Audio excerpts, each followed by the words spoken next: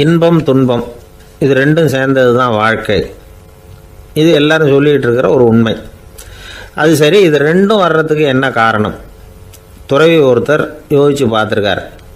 இன்ப துன்பம் தோன்றுவதற்கு முக்கியமாக 6 காரணங்கள் உண்டு அப்படிங்கிறார் அவர். அது என்னங்கிறத நாமளும் தெரிஞ்சு வச்சுக்குவோமே.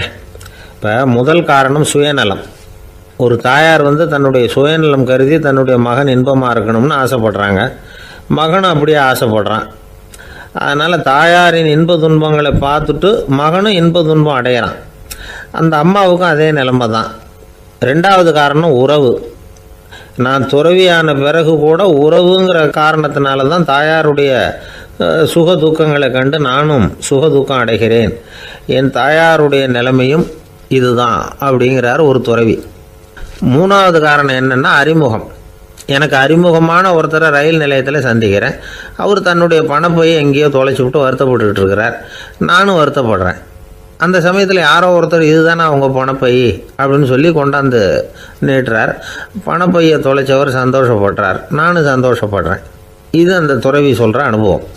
4வது காரணம் என்னென்னா கருணை. எனக்கு முன்னே பின்னே தெரியாத ஒருத்தனை யாரோ ஒருத்தன் அடித்து காயப்படுத்தி போடுறான். கருணை காரணமாக நான் அதுக்காக துக்கப்படுறேன். 5வது காரணம் எதையும் நம்புறது. ஒரு பசுமாட்டை ஒரு முரணை அடிச்சுக்கிட்டு இருக்கிறான் அப்படின்னு ஒருத்தர் நம்மகிட்ட சொல்கிறாருன்னு வைங்க, உடனே நான் துக்கப்படுறேன். இன்னொருத்தர் அந்த முரணனை போலீஸ்காரங்க பிடிச்சிட்டு போயிட்டாங்கன்னு சொல்கிறார். நான் உடனே சந்தோஷப்படுறேன்.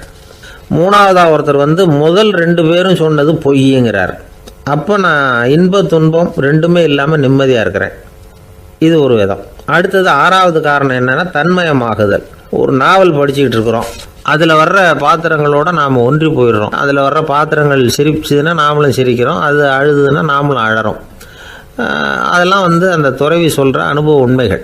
இன்ப துன்பம் இது ரெண்டும் தோன்றுவதற்கு சுயநலம், உறவு, அறிமுகம், கருணை, எதையும் நம்புறது, தன்மயமாகிறது, இது எல்லாம் தான் முக்கிய காரணம் அப்படின்னு அவர் சொல்கிறார். ஆக கூடி ஒட்டு மொத்தமாக யோசனை பண்ணி பார்த்தா பிற பொருள்கள் மீது பற்றுதல் காரணமாக தான் நாம் இன்ப துன்பம் அடைகிறோம் அப்படிங்கிறத புரிஞ்சிக்க முடியுது. மனுஷன் இன்ப துன்பம் அடையிறதுக்கு 7வது காரணம் கூட ஒன்று உண்டு அப்படின்னு சொல்லிகிட்டே வந்தார் ஒருத்தர். அது என்ன அப்படின்னு கேட்டோம். அதுதான் சார் இந்த நீங்கள் சொல்லிட்டு வர்ற இன்று ஒரு தகவல்னார். எப்படி சொல்கிறீங்கன்னு கேட்டோம்.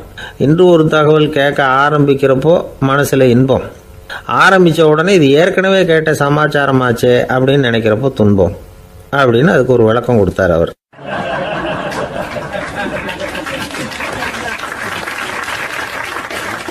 ஆரம்ப காலத்தில் ஒரு குரு, அப்போ ஒரு சீடன் இருந்தான்.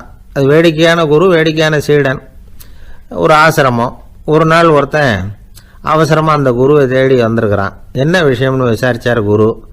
உங்கள் சீடர் என்னை அடிச்சுட்டார் அப்படின்னு புகார் பண்ணானா அந்த ஆள். குரு சீடனை கூப்பிட்டார். அடிச்சியா இந்த ஆளை அப்படின்னு கேட்டாராம். ஆமான் இருக்கான் சீடன். ஏன் அடிச்சே அப்படின்னு கேட்டாராம்.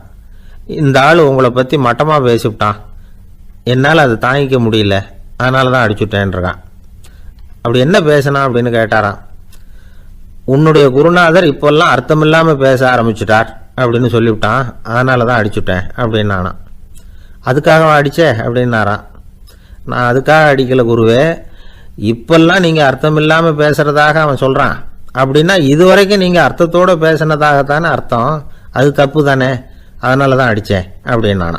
ஒரு பெரியவர் உட்கார்ந்துருக்கிறார். அவரை சுற்றி அவருடைய தோழர்கள் உட்கார்ந்துருக்கிறாங்க. ஏதோ ஒரு முக்கியமான செய்தியை அவர் அவங்களுக்கு சொல்லிகிட்டு இருக்கிறார். அவங்களும் ஆர்வமாக கேட்டுக்கிட்டு இருக்கிறாங்க. இந்த சமயத்தில் யாரோ ஒரு ஆள் வேகமாக அங்கே வர்றார். வர்ற வேகத்திலேயே எனக்கு ஏதாவது உதவி செய்யுங்க அப்படின்னு கேட்டுக்கிட்டே வர்றார். கேட்கறது உதவி, ஆனால் குரல் மிரட்டுறது மாதிரி இருக்குது, அதட்டி கேட்கறது மாதிரி இருக்குது. இதை கேட்டது அந்த பெரியவர் ஆத்திரப்படலை, ஆனால் அவரை சுற்றி இருந்தவங்க ஆத்திரப்பட்டாங்க. இதை பெரியவர் கவனித்தார். கொஞ்சம் அமைதியாக இருங்கன்னார். வந்தவரை கூப்பிட்டார். அவருக்கு சில பொருள்களை கொடுத்தார். என்னங்க இப்போ உங்களுக்கு மகிழ்ச்சி தானே அப்படின்னார்.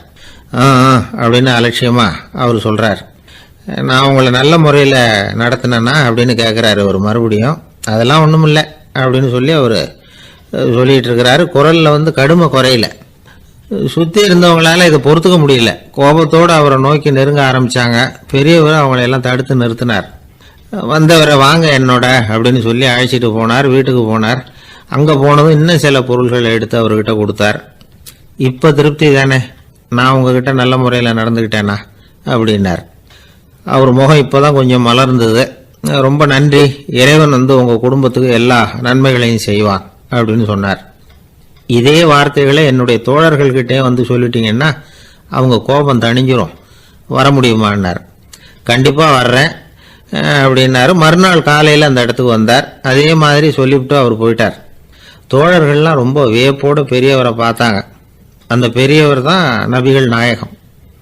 அவர் சொன்னார், ஒருத்தன் ரொம்ப ஆசையாக ஒரு ஒட்டகத்தை வளர்த்துக்கிட்டு வந்தான். ஒரு நாள் அந்த ஒட்டகம் கயத்தை அறுத்துக்கிட்டு ஓடி போயிட்டுது. அக்கம் பக்கத்தில் இருக்கிறவங்கெல்லாம் அந்த ஒட்டகத்தை பிடிக்கிறதுக்கு முயற்சி பண்ணாங்க. அதை துரத்திக்கிட்டு ஓடினாங்க. ஒட்டகம் தாறுமாறாக ஓட ஆரம்பிச்சுது. இந்த சமயத்தில் ஒட்டகத்தை வளர்த்தவன் அங்கே ஓடி வந்தான். நீங்கள் அதை ஒன்றும் செய்ய வேணாம், விட்டுருங்க, அதோட சுபாவம் எனக்கு நல்லா தெரியும், அதை சுலபமாக என்னோட வழிக்கு கொண்டுட்டு வந்துட முடியும், நான் பார்த்துக்கிறேன், விட்டுருங்கோ அப்படின்னா. எல்லாரும் விலகி போயிட்டாங்க. இவன் என்ன செஞ்சான் தெரியுமா? கொஞ்சம் புல்லை கையில் எடுத்துக்கிட்டு அந்த ஒட்டகத்தை நெருங்கினான். அவ்வளவுதான். அது ஓடி இவன் காலடியில் உட்காந்துக்கிட்டது. செல்லமாக அதை அப்படியே தடவி கொடுத்தான். முதுகில் ஏறி உட்காந்துக்கிட்டான். அது பாட்டுக்கு சாதுவாக நடந்து போகுது. இந்த கதையை நபிகள் நாயகம் தம்முடைய தோழர்களுக்கு சொல்கிறார். ஒட்டகத்தை மட்டும் இல்லை, சில மனிதர்களையும் கூட சில விதத்தில் அணுகிதான் அவர்களை சீர்திருத்த வேண்டியிருக்குது அப்படிங்கிறத அவங்களுக்கு உணர்த்தினார்.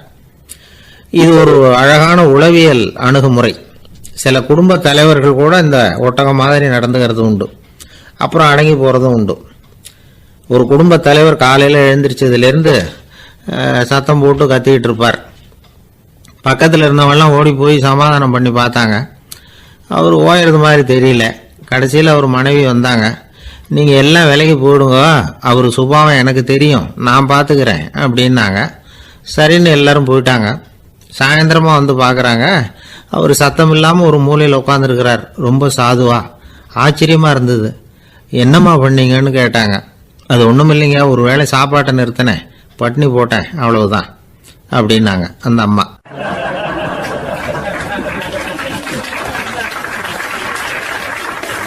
ஒருத்தர் அவசரமாக போய்கிட்டு இருந்தார். எங்கே போய்கிட்டு இருக்கீங்க அப்படின்னு கேட்டார் ஒரு பெரியவர். கடைக்கு போகிறேன் சார், சாமான் வாங்கறதுக்கு அப்படின்னார். அங்கே போகிறதுக்கு முன்னாடி தெரிஞ்சிக்க வேண்டியதெல்லாம் தெரிஞ்சுக்கிட்டீங்களா அப்படின்னு கேட்டார் பெரியவர். கடைக்கு போய் காசை கொடுத்து ஒரு பொருளை வாங்கிட்டு வரப்போகிறோம், இதில் தெரிஞ்சிக்க வேண்டியது என்ன இருக்குது அப்படின்னார் அலட்சியமாக.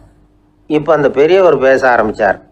இந்த உலகத்தில் எந்த ஒரு செயலில் இறங்குறப்போவும் நாம் நல்லா ஆலோசனை பண்ண வேண்டிய விஷயம் 5 அப்படின்னார். உதாரணமாக, ஒருத்தன் கடைக்கு போய் ஏதோ ஒரு பொருளை வாங்கிட்டு வர போகிறான்னு வச்சுக்கோங்களேன். அப்போ கூட அவன் 5 விஷயங்களை பற்றி தெரிஞ்சுக்க வேண்டியிருக்குது அப்படிங்கிறார் அவர். முதல்ல அந்த பொருள் எப்படிப்பட்டது அப்படிங்கிறத தெரிஞ்சுக்கணும். ரெண்டாவதாக தன்னை பற்றியும் தெரிஞ்சுக்கணும். அப்போ தான் அந்த பொருள் தனக்கு தேவையா இல்லையா அப்படிங்கிறத புரிஞ்சுக்க முடியும். மூணாவதாக தெரிஞ்சுக்க வேண்டியது ஒன்று இருக்குது. அது என்னன்னா, அந்த பொருளை அடையறதுக்கு வழி என்ன அப்படிங்கிறது தெரிஞ்சுக்கணும். அதாவது எவ்வளவு பணம் கொடுத்தா அது கிடைக்கும், இது மாதிரியான விஷயங்கள். நாலாவதா, அந்த பொருளை அடையிறது மூலமா நாம் அடையக்கூடிய பயன் என்ன அப்படிங்கிறதையும் உணரணும். அஞ்சாவது, அந்த பொருளை அடையிறதுல இருக்கக்கூடிய தடை எது அப்படிங்கிறதையும் நாம் தெரிஞ்சுக்கணும். பெரியவர் பேசுறது ஏதோ தத்துவம் மாதிரி தெரியுது இல்லையா? தத்துவம் தான். அதாவது இப்படி உலகியல் வாழ்க்கையில் சின்ன சின்ன விஷயங்கள்லேயே நாம் 5 விஷயங்களை தெரிஞ்சுக்க வேண்டி இருக்குது. அது ரொம்ப அவசியமாக இருக்குது. பேரின்ப நிலைன்னு சொல்கிறாங்கல்ல, அது மாதிரி பெரிய சமாச்சாரங்கள்லேயும் இந்த 5 விஷயங்களை நாம் தெரிஞ்சுக்க வேண்டியிருக்குது. அதுக்கு பேர் என்னன்னா அர்த்த பஞ்சகம். வைணவ சமயத்தில் அர்த்த பஞ்சகம்ங்கிறது ரொம்ப பெரிய விஷயம். கடைக்கு போகிறது மாதிரி கடவுளை பார்க்க போகிறப்போ நாம் 5 விஷயங்களை தெரிஞ்சுக்கணுமா. முதல்ல பரம்பொருள் அப்படிங்கிறது என்ன, அதோட தன்மைகள் என்ன, இதை தெரிஞ்சுக்கணும். இதுக்கு பேர் என்னன்னா பரமாத்ம ஸ்வரூபம் அப்படின்னு பேர். ரெண்டாவது, நாம யாரு, நம்மோட தன்மை என்ன அப்படிங்கிறத தெரிஞ்சுக்கணும்.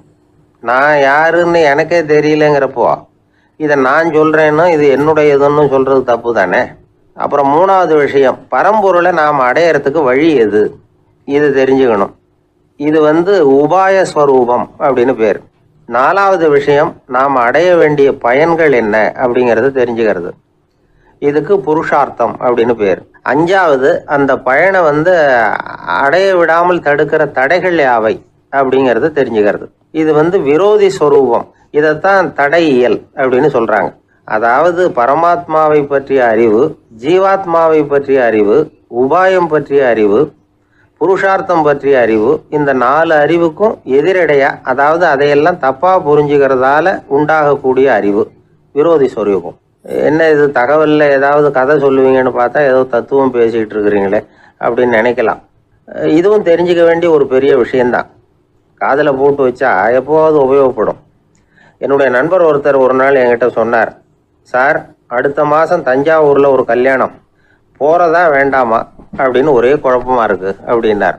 நான் உடனே இந்த அர்த்த பஞ்சக உபதேசம் பண்ண ஆரம்பித்தேன். அவர் எல்லாத்தையும் பொறுமையாக கேட்டுவிட்டு, சரி சார், நான் போகிறதுன்னு முடிவு பண்ணிவிட்டேன்னார். எப்படி இந்த முடிவுக்கு வந்தீங்க அப்படின்னு கேட்டேன். அவர் சொன்னார், சார், அந்த 2வது பாயிண்ட் ஒன்று சொன்னீங்களே, அதை புரிஞ்சுக்கிட்டதுக்கு அப்புறம்தான் இந்த முடிவுக்கு வந்தேன் அப்படின்னார். என்ன 2வது பாயிண்ட்டுன்னு? அதாவது தன்னை பற்றி புரிஞ்சுக்கணும் அப்படின்னு சொன்னீங்க. உடனே என்னை பற்றி புரிஞ்சுக்கிட்டேன், நான் யாருங்கிறது எனக்கு தெரிஞ்சுது, உடனே போகிறது தான் நல்லதுன்னு முடிவு பண்ணிவிட்டேன்னார். நீங்கள் யாருன்னு கேட்டேன். நான் தான் சார் அந்த கல்யாணத்தில் தாலி கட்ட வேண்டிய மாப்பிள்ளை அப்படின்னார்.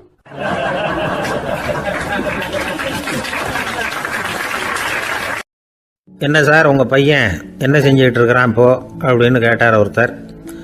அடிக்கடி கண்ணாடி முன்னாடி நின்று அழகு பார்த்துக்கிட்டு இருக்கிறான் சார் அப்படின்னாரு அப்பா. இளம் பருவம் இப்படி தான் இருக்கும், அதையெல்லாம் சாதாரணமாக நினச்சிடாதீங்க அப்படின்னாரு அவர். என்ன சார் சொல்கிறீங்க, கண்ணாடி முன்னாடி நின்றுக்கிட்டு நேரத்தை வீணாக்கிக்கிட்டு இருக்கான், அதை ஒரு பெரிய விஷயமா நான் நினைக்கணுமா அப்படின்னாரு இவர்.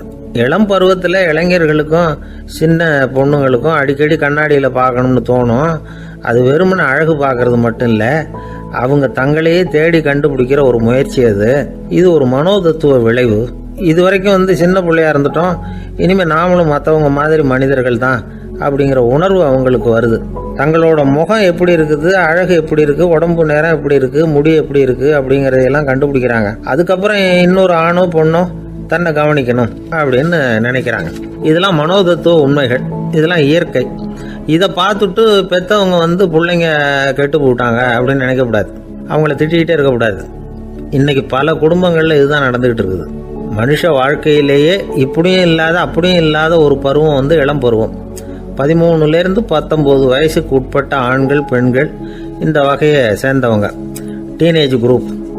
இவங்களை சின்னவங்கன்னு நினச்சிட முடியாது, பெரியவங்கன்னு நினச்சிட முடியாது. இவங்க ரொம்ப சென்சிட்டிவ். சமூகம் நினச்சா இவங்களை நல்லவங்களாகவும் ஆக்கலாம், கெட்டவங்களாகவும் ஆக்கலாம். கொஞ்சம் அக்கறை எடுத்துக்கிட்டால் பெரிய பெரிய மேதைகளையும் விஞ்ஞானிகளையும் உருவாக்கலாம். ஆனால் நடக்கிறது என்ன தெரியுமா, அநேகமாக இவங்களை யாருமே சரியாக புரிஞ்சுக்கிறது இல்லை, இவங்களை சரியாக நடத்துறதும் இல்லை. இது வரைக்கும் நாம் சொல்கிறத கேட்டுக்கிட்டு இருந்தான், இப்போல்லாம் அவன் இஷ்டத்துக்கு நடக்க ஆரம்பிச்சுட்டான் அப்படின்னு வருத்தப்படுற பெற்றோர்கள் அதிகம். இது வருத்தப்படுற விஷயம் இல்லை, சந்தோஷப்பட வேண்டிய விஷயம். உங்கள் புள்ள சொந்தமாக யோசிக்க ஆரம்பிக்கிறதும் நடந்துக்க ஆரம்பிக்கிறதும் ஒரு தப்பான விஷயமா? அவன் கடைசி வரைக்கும் உங்கள் பேச்சையே கேட்டுக்கிட்டு இருக்கணுங்கிறது என்ன நியாயம்? இன்னைக்கு இளைஞர்களை பெரியவங்க தப்பாக புரிஞ்சுக்கிட்டு தவறாக நடத்துறதுனால தான் அவங்களுக்கு வெறுப்பு, எரிச்சல், மனக்கசப்பு எல்லாம் உண்டாகுது. பெற்றவங்க சரியாக மதிக்கிறது இல்லை அப்படிங்கிற ஒரே காரணத்தினாலேயே வீணா போகிற பிள்ளைங்க இன்னைக்கு அதிகம். சரி, பெற்றவங்களுக்கு இன்னைக்கு என்னதான் புத்தி சொல்ல வர்றீங்க அப்படின்னு கேட்குறீங்களா? நாம் எதையும் சொல்ல வரல, ஆனால் அது சம்பந்தமான சில நிபுணர்கள் சொல்லியிருக்கிறத உங்கள் காதில் போட்டு வைக்கலாம். அது என்னன்னா, பிள்ளைங்க கிட்ட அன்பு செலுத்துங்க. குழந்தையா இருந்தப்போ எவ்வளவு பாசமாக இருந்தீங்க, வளர வளர அதை ஏன் குறைச்சிக்கிறீங்க? பெற்றவங்களின் அன்பான வார்த்தைகளுக்கு ஏங்குறவங்க தான் இன்றைய இளைஞர்கள். அவங்க எதை சொன்னாலும் அதை அக்கறையாக காது கொடுத்து கேளுங்க, அலட்சியப்படுத்தாதீங்க. அவங்க விரும்புறது உங்ககிட்ட இருந்து ஒரு மதிப்பு, மரியாதை, அங்கீகாரம், இவ்வளவுதான்.